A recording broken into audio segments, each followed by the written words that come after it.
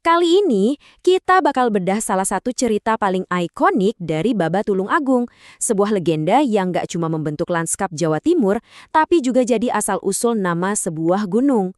Ini adalah kisah tragis tentang cinta, penolakan, dan kekuatan sebuah ucapan yang bisa mengubah manusia jadi batu. Coba deh, pernah gak sih kalian lihat gunung, terus kepikiran, ini gunung nyimpen cerita apa ya? Nah, hari ini kita akan mengungkap salah satu legenda itu. Sebuah cerita yang terpahat abadi di atas batu. Oke, perjalanan kita dimulai di sebuah desa kecil yang tenang namanya Desa Dapan.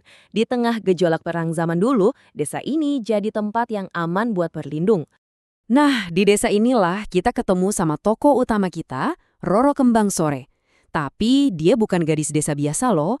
Dia ini sebenarnya seorang putri kerajaan yang kabur dari perang buat nyari selamat. Takdir pun membawanya ke desa terpencil ini. Beruntungnya, di Dadapan, Roro Kembang Sore ketemu sama sosok yang baik hati banget. Mbok Rondo, seorang janda yang hidup sederhana. Tanpa tahu kalau tamunya ini seorang bangsawan, Mbok Rondo dengan tulus membuka pintu rumahnya, ngasih tempat tinggal dan kehangatan keluarga. Dan ada satu lagi tokoh penting, Joko Bodo, anak satu-satunya Mbok Rondo. Sejak pertama kali lihat Roro Kembang Sore, dia langsung jatuh cinta. Pokoknya kecantikan sang putri ini bikin Joko Bodo nggak bisa mikirin hal lain lagi. Nah, dari sinilah masalahnya dimulai. Cinta Joko Bodo yang meledak-ledak ini malah jadi dilema yang rumit buat semua orang di rumah itu. Coba bayangin deh gimana rasanya jadi Roro Kembang Sore. Tiap hari lo tanpa henti Joko Bodo ngungkapin cinta dan ngajak nikah. Suasana jadi canggung banget, karena Joko Bodo ini bener-bener pantang menyerah. Roro Kembang Sore jadi serba salah kan? Di satu sisi, ya gimana hatinya nggak bisa nerima cinta Joko Bodo. Tapi di sisi lain, dia utang budi banget sama Mbok Rondo yang udah nyelamatin dia. Jadi setiap kali nolak, dia harus hati-hati banget supaya nggak nyakitin perasaan keluarga penolongnya. Karena didesak terus-terusan dan udah nggak tahu harus gimana lagi, Roro Kembang Sore akhirnya punya satu ide. Sebuah rencana buat ngasih syarat yang kayaknya mustahil dipenuhi, biar lamaran Joko Bodo berhenti untuk selamanya. Jadi syaratnya begini, Roro Kembang Sore bilang, oke aku mau nikah sama kamu, tapi ada satu syarat. Syaratnya ini berat banget.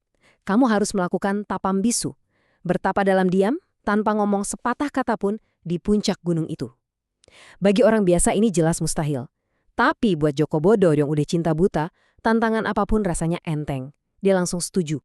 Dan berangkatlah Joko Bodo ke gunung buat mulai pertapaannya.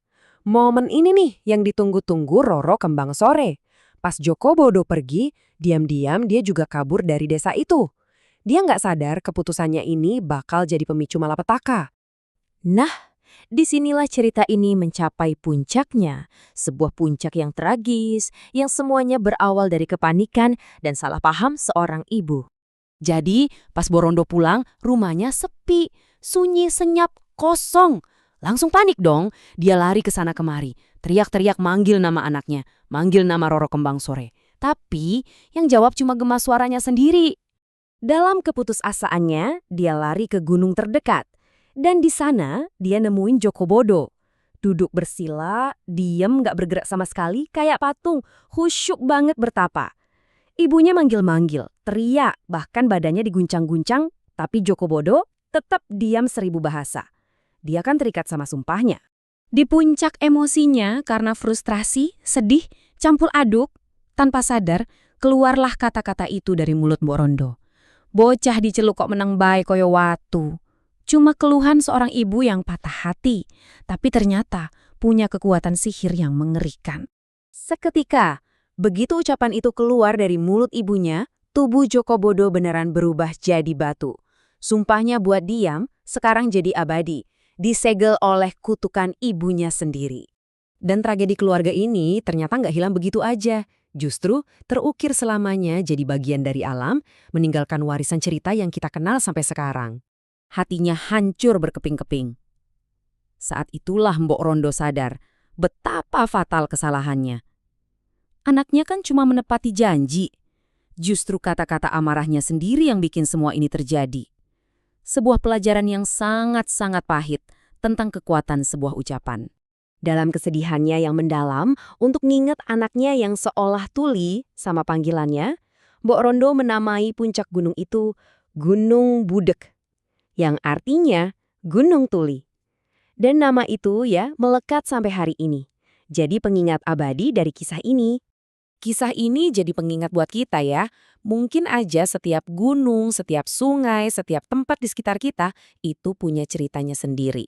Jadi lain kali kalian jalan-jalan ke alam, coba deh berhenti sejenak dan bayangin kira-kira legenda apa ya yang tersimpan di sini yang mungkin udah lama terlupakan.